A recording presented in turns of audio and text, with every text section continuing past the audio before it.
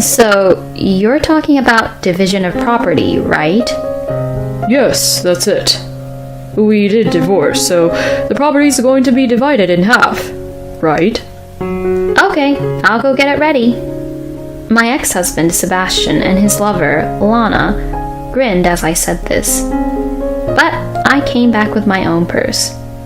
Seeing that I was not carrying a thick envelope, my ex-husband and his lover looked at me suspiciously. I opened my wallet, not caring about their reactions. Okay, that's 30 cents each for the division of property. My name is Amelia. I am 32 years old, and I work for a company. How my husband Sebastian and I met is pretty unique. I had a boyfriend that I dated until 3 years ago after I graduated from college. We were together for about 7 years. I loved him as my boyfriend, and of course, I was thinking of marrying him. So, I was waiting for him to propose to me. However, he never proposed to me for a long time, and when I talked about marriage, he kept on brushing it off. So, one day, I built up my courage and decided to ask him. If you're not gonna marry me, then let's just break up. I'm in my 30s now, and I don't want to be with someone who won't seriously consider a marriage with me. I thought saying this would finally make him decide on getting married to me.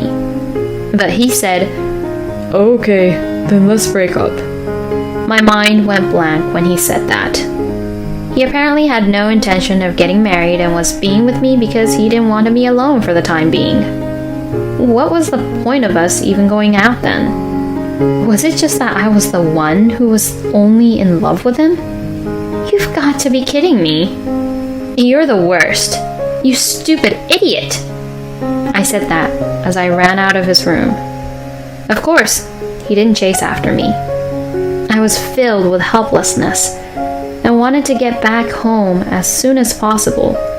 So, I quickly called for a cab.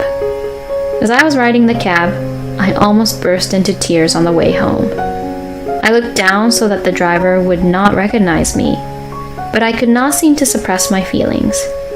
Then, the driver suddenly stopped at a gas station parking lot. As I wondered what was going on, the driver looked in the rearview mirror and said this. Excuse me, can I go to the restroom for a minute? I'll stop the meter here. Oh, okay. Yes, please go ahead. As I said this, the driver went into the little shop at the gas station. As I waited for the driver, I remembered the talk with my ex-boyfriend earlier again, and I couldn't stop crying. I cried aloud in the taxi for the next 5 minutes. I guess I was relaxed because I was in the car alone and the driver was not there. Then the driver came back just as I finished crying. I'm sorry to keep you waiting. Oh, no, it's okay. Please have this as an apology. The driver then handed me a bag. In the bag was a coffee and a handkerchief. Both of them seemed to have been bought at that shop in the gas station. I was so touched by the driver's kindness, and I was surprised that he even took the trouble to leave me alone so that I could just have my time to cry, and even bought them to calm me down after I had cried. The driver's kindness made me cry again. I had the opportunity to use the handkerchief very quickly, and I took it out of the bag and wiped my tears. Please don't worry. You can cry. I'm going to head to the destination anyway, okay? With that, the driver deliberately turned on the radio and turned up the volume. Thanks to the driver, I was able to calm down a lot by the time I arrived home. About 2 weeks later, I picked up a cab since I had to go somewhere, and it was that same driver again. I thought it was fate, and after thanking him for that time, I boldly asked him to exchange contact information with me. We then began to date and began to go out. When I first met him, I only vaguely remembered his face because it was at night and I was emotionally unstable. But when I met him in a cab during the day the second time, I realized that he looked about the same age as me. And I found out that he was 1 year younger than me. So we had a lot of things we could talk about, and we had a lot of fun together. We continued to steadily go out, and after about 2 years of dating, he proposed to me, and we got married. We have now been married for almost a year. It seems like it would work out all the time because of the special way we met, but the reality was different. The newlywed life with Sebastian was fun and good at first. However, I gradually began to see the parts of my husband that I didn't like. First of all, my husband was a person who did not do any house chores at all. So, I had to cook dinner after work and do the laundry before I left for work. The other problem I had with my husband was that he tended to spend a lot of money. If he is not careful, he will buy expensive things and even use the money out of our shared account. My husband loves cars, which is why he became a cab driver. So he remodels his cars a lot, and it seems that he spends a lot of money to buy parts and other things for them. My husband would always excitedly say, "See, it's different from before, isn't it?" but I don't really care since I'm not that interested. I really wish that he didn't spend the money from our shared account without my permission.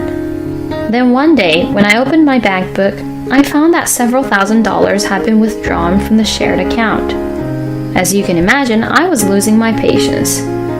I told my husband I needed to talk to him when he came home from work and told him about this. I've had enough. The money in this account is for us as a couple. It is not money that you can spend so freely. If you spend it on your hobbies like that, we won't be able to save anything. How much money do you put into the shared account every month? You only put about $500 a month. I'm the main contributor to the shared account, you know that? And as for living expenses, I pay the majority of it. So if you want to spend more money for your car, use it from your salary. When I said this, my husband got angry. You know I can't afford much with my low salary, don't you? We are a married couple, so it belongs to each other, right? What an unreasonable thing to say. I had no idea he was the kind of person to say such things.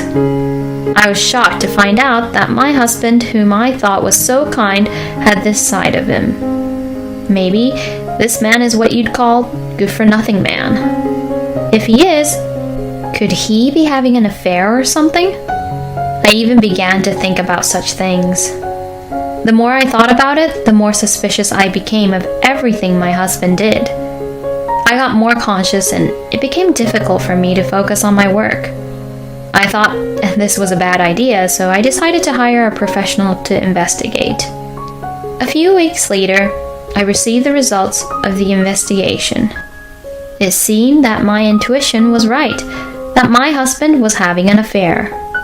I was so shocked that I almost lost my mind. But I managed to calm down and tried to have a proper discussion with my husband. I decided to forgive him if it was just a one-night stand. I was quite busy with my work, so my husband might have been feeling lonely. If that was the case, we should have a proper discussion as a couple. I was still thinking about that at the time. However, when I started talking to my husband, I realized that I had been very naive. I confronted my husband with the photographs that was the proof of the affair and asked him what was going on. "Why did you have an affair behind my back?" My husband was surprised, but after admitting the fact of the affair, he began to talk. She and I are bound by the thread of fate, you know. Huh? I'm really sorry, but now that I've met her, I can't be with you. Wait a minute. Wasn't it just a one-night stand or something like that? I'm really sure about this. The one I like, no, the one I love is her. At this moment, something just collapsed inside me. I knew that only good-for-nothing scumbags would come to me. I was a fool for having high hopes on this man. My husband continued with his story, and finally asked me for a divorce. I felt ridiculous. and immediately agreed to the divorce. Then I quickly left the house and went back to my parents' house. My parents felt bad for me and comforted me. They told me I could stay at home until my mind and body were at peace. So, I was taken care of at home to rest my body and mind. Not having to do any house chores and living with a family that was kind to me seemed to be a pretty good environment for me. And little by little, my wounds began to heal. I found myself smiling naturally more often when eating with my parents, and I felt that I was spending less and less time thinking about my ex-husband. I was starting to be able to concentrate on my work, and at this rate, I thought I would be able to completely forget about Sebastian. But just as I was thinking that, my ex-husband appeared in front of me again. It was a Saturday.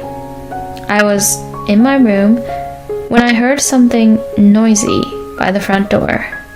What are you doing here now, you jerk? Surprised by my father's angry voice, I rushed out of the room.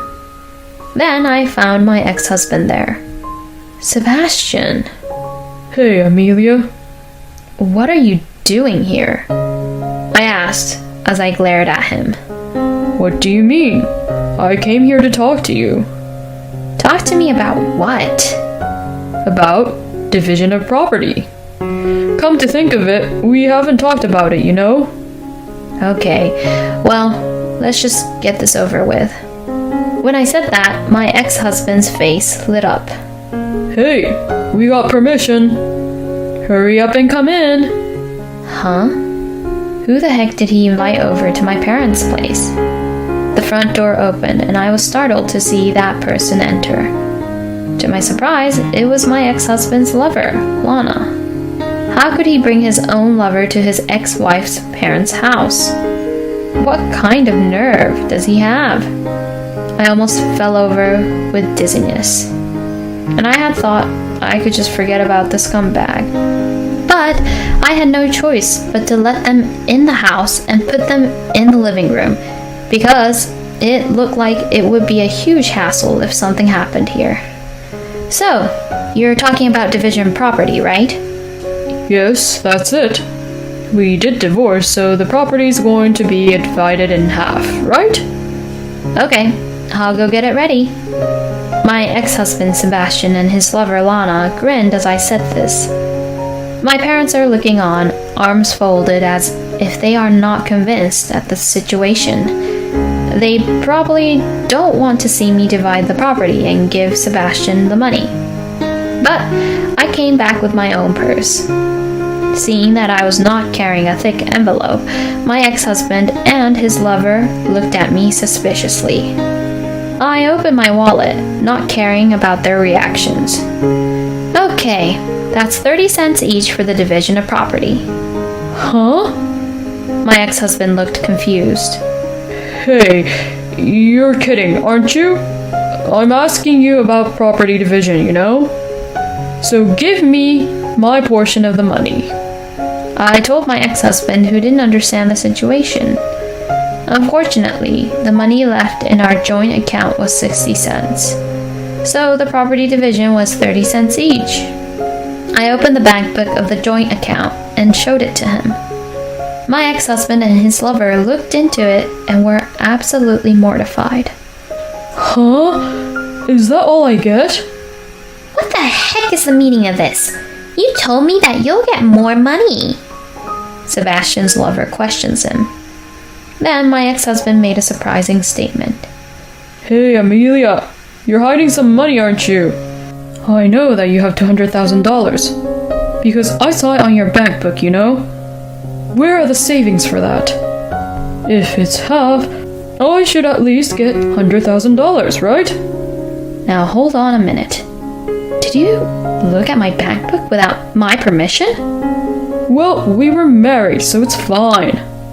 This man was snooping around my bank account without permission, and he was trying to take it without telling me. But this man is mistaken about one thing. You don't know anything, do you? All my savings I made was all before I married you. That's why it can't be a joint property. What? You're kidding, right? You really know nothing, huh? Wow, you really are ignorant. You don't get anything but that 30 cents. The rest of the money I put into our shared account was used so that you could remodel your car. Huh? Remodel the car? Sebastian, what does she mean by that? Well...